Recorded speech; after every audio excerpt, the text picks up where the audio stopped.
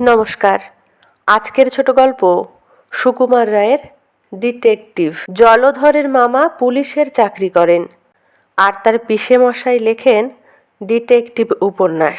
সেই জন্য জলধরের বিশ্বাস যে চোর, ডাকাত, জাল, জুয়াচোর জব্দ করবার সব রকম সংকেত সে যেমন জানে, এমনটি তার মামা আর পিসেমশাই ছাড়া আর কেউ জানে না। কারো বাড়িতে চুরি টুরি হলে জলধর সকলের আগে সেখানে হাজির হয়। আর কে চুরি করলো, কি চুরি করলো, সে থাকলে এমন অবস্থায় কি করত, এসব বিষয়ে খুব বিজ্ঞের মতো কথা বলতে থাকে।